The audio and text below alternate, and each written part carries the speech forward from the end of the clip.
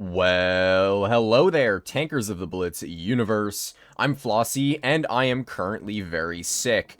So I decided I wanted to play in a tank that requires very little brain power to do well in. That is, of course, the IS-7, one of the best tanks for brawling in all of Tier 10. And in today's video, I will only be playing 2 live games because I desperately need sleep. So, yeah, but anyways, the grind never stops, guys. Also, for any of you who are not yet subscribed to my channel, please do. We're like 20 subs away from 5K, which would be absolutely insane if we could hit that this weekend. Yeah, I mean, I'll be doing a stream this weekend, regardless of how sick I am. But, yeah, a little bit of a shorter video today, but I will still be playing the IS-7 and going over its stats. Speaking of which, let's get right into the gun. This tank deals 460 damage on its standard shells, 390 on the premium, and 600 on its HE. So, pretty solid alpha damage. Nothing crazy special, but it's also, again, very, very decent.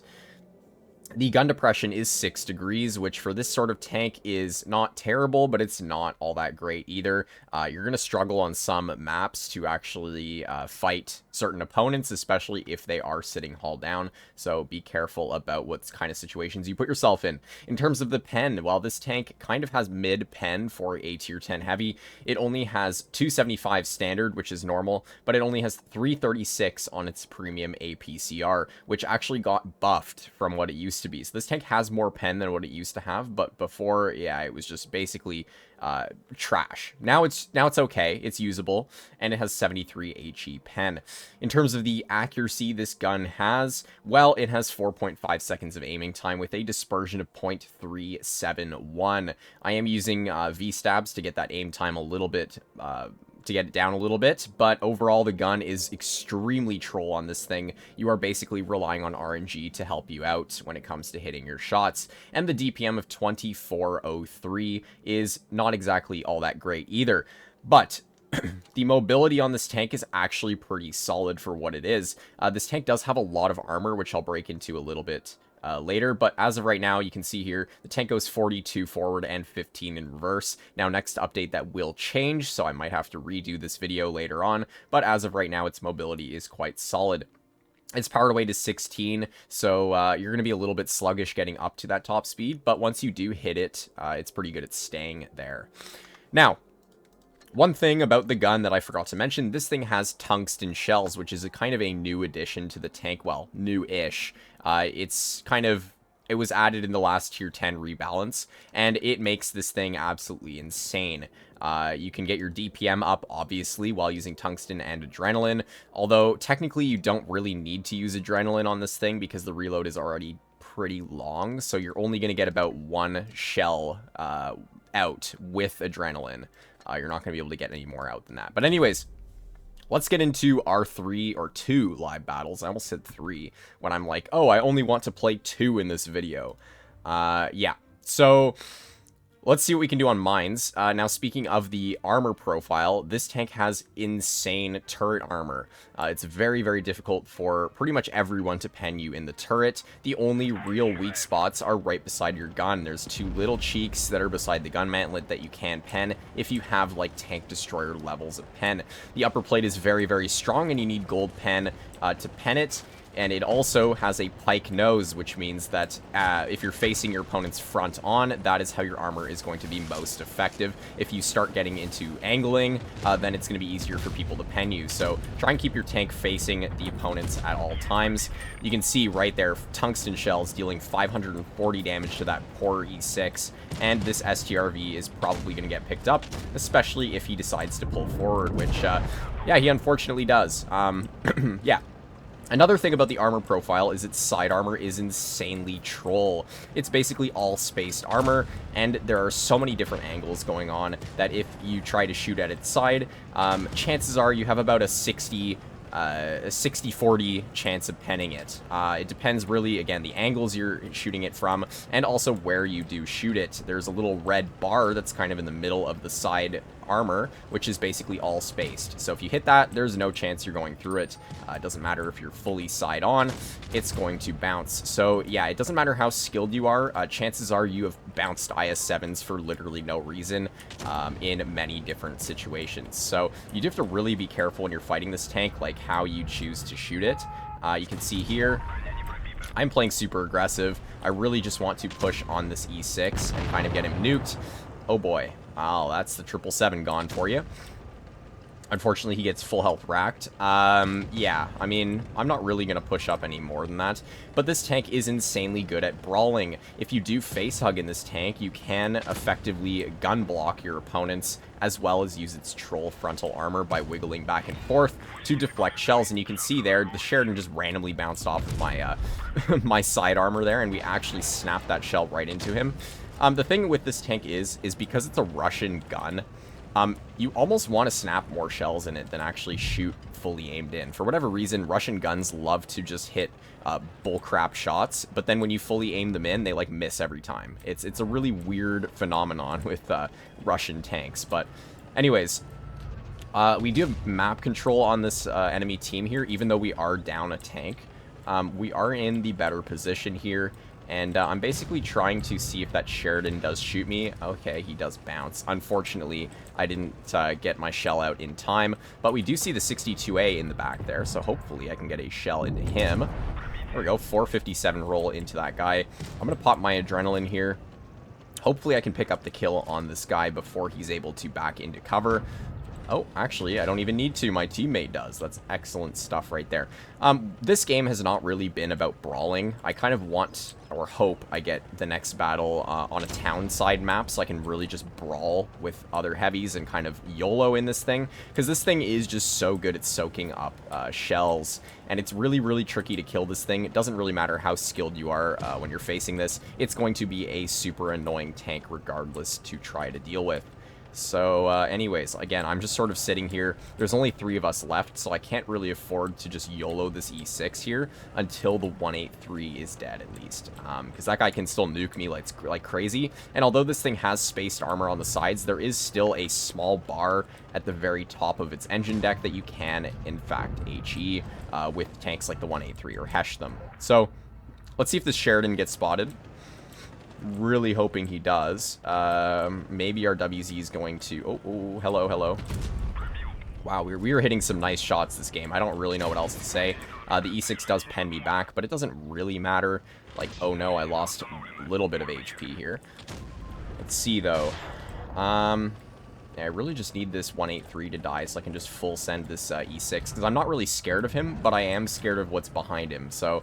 yeah, that's really my main issue right now, and that's why I'm not pushing. Although this tank is really good at pushing and kind of just YOLOing and taking tons of random shots for the rest of your team, it still can get nuked. Actually, you know what? You know what I'm going to try and do? I'm going to try and reverse side scrape. Let's see if this even works here. Maybe that grill's going to poke. I wonder if that hit. Well, the Sheridan's dead. I'm actually really surprised that that guy died. Our 113 GFT did die as well, though. That's really unfortunate. Oh, boy, there's the grill. Okay. E6 did not bounce me. Let's see, the grill does, though. That's actually really nice. Unfortunately, I do get penned again by the E6 here. See if I can get a tungsten shell into him. There we go. Now he is a one-shot to me, so I am, of course, going to try to back up here. See if I can bait a shell. Yeah, he does bounce me in the side armor. You can see the troll armor of this tank really saves it in some really weird situations that you can get yourself in. Yeah, this tank is just so weird. And Wargaming's not really changing the armor profile on it next update. They're really just changing the lower plate. They're kind of nerfing it a little bit, but I believe they're not doing much else to it. So, anyways, let's see what we can do here. I'm going to try and kill this grill. My alpha should be high enough if I do average roll him to finish him off. There we go. Nice stuff. And the E6 is, in fact, not going to push up on me. He does, in fact, try to push up on my teammate there, and he does kill him. But I am, of course, going to try to chase him down. I don't think he knows where I am at this point, so I should be pretty safe to kill this guy. Let's see, though. Hello, E6. What's going on over here, sir? Oh, crap, bro. I mean, I don't really know what to say about that. That's a little bit sad. It doesn't really matter at the end of the day, though, because, of course, I did have enough HP to bounce the shell. So, although I almost threw, luckily I had enough HP to actually pull it back. Again, I'm sick, guys. My brain does not work right now, so, yeah, don't expect anything crazy in these two battles. But, I mean, even with that, on a mines battle, we were able to pump out 4,500 damage there, and we blocked 2,000. That's pretty insane. We got 3 kills as well, so pretty great showcase of what the IS-7 can do in terms of bouncing shots with its crazy armor profile. And this tank is honestly just a really fun, chill tank to play when you just kind of want to switch off your brain. If any of you guys don't have the IS-7, the whole line minus the IS-8 is pretty much similar to this sort of playstyle. The IS-8 is one of those tanks that's like almost a heavium in a way. Like, it doesn't really have the armor that the other tanks in the line have, but it has more mobility. So, yeah. Anyways, we're going to be making our way towards, obviously, medium side here, because dealing with mediums in this tank is so easy, and it's super funny to just bully people, especially other mediums in this tank. Now that I say that, we're probably going to get a horrible team, and we're going to get steamrolled.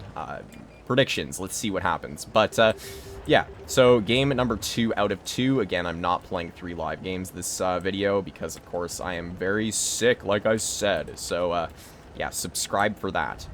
I don't know why I said that. But anyways, we're going to get a shell right into the Progetto. He does bounce me once. He bounces me twice because I angled my tank last second. And he is super happy about my armor profile. Apparently, I am hacking. Yes, that's right.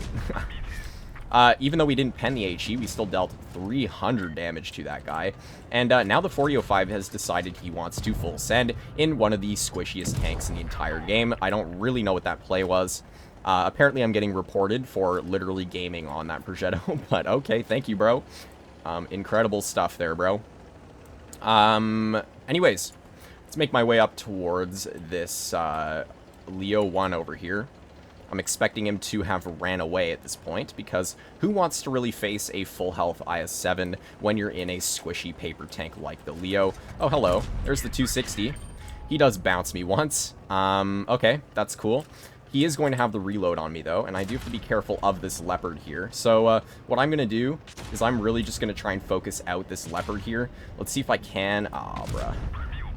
Well, I don't know if I'm actually going to live now because, of course, this 260 does just have DPM advantage over me. Let's see if I can, in fact, get maybe a troll bounce into him or from him again. Let's see, though. Come on, bounce it, bro. You know you want to. And it doesn't matter. Oh well.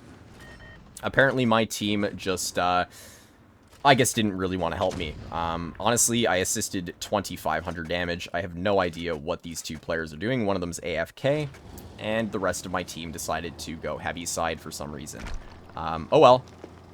You know what? For that horrible game, honestly, I'm going to do a third one. And we did, in fact, actually somehow win that game. The Progetto woke up. And, wow, that guy was not very good at the game. But anyways, we did, in fact, win.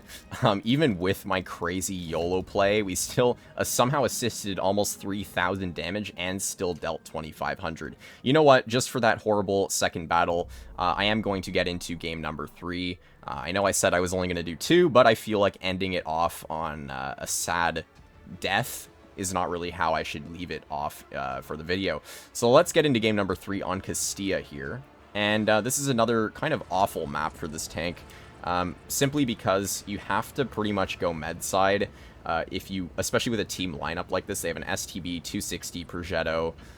Yeah, their lineup is basically set to go A side. And if I go C side, I'm going to be completely useless, because in a tank like this, you need to take shots for your team. Sorry about that.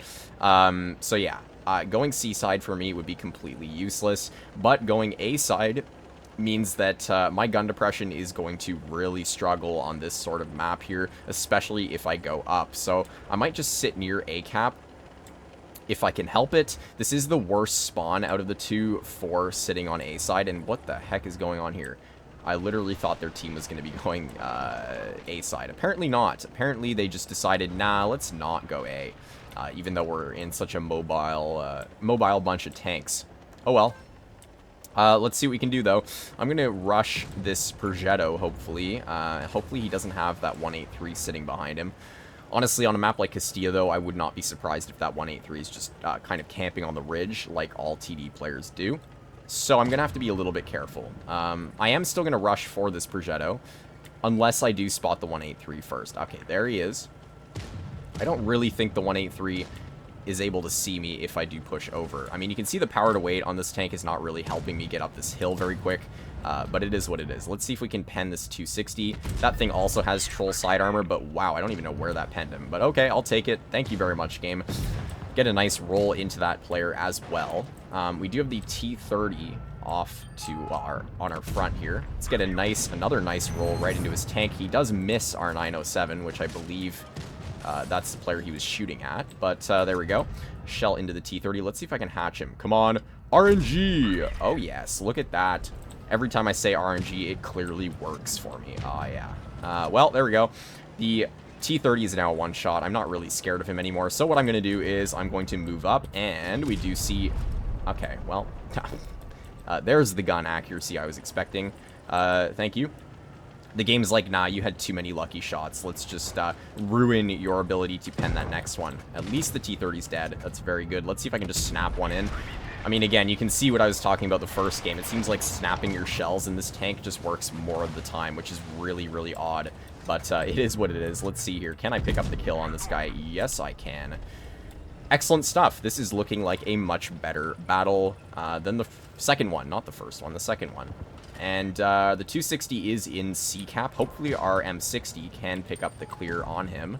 I'm also kind of hoping this 183 just does a horrible play here by... I don't know. What is he doing? I mean, it doesn't really matter what he's doing. I just got a 523 roll right into his tank. But you can see the kind of aggressive positioning I am playing in this tank. Because you can get away with so much in a tank that has just such troll armor. When RNG is on your side, yeah, this tank is absolutely insane. And there we go, another result of me snapping the shot and hitting a unlucky Progetto there. Oh my god, that's hilarious. Let's see if I can side scrape. The tank's not really that great at side scraping. Actually, he just shoots at my 907 instead. Okay, it doesn't really matter.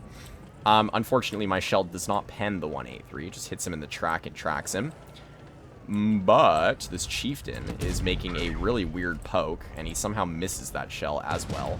The STB is also poking this, so I'm more so just playing passive this game. I don't really care about just straight up YOLOing in. This 183 is probably going to shoot me. Let's see.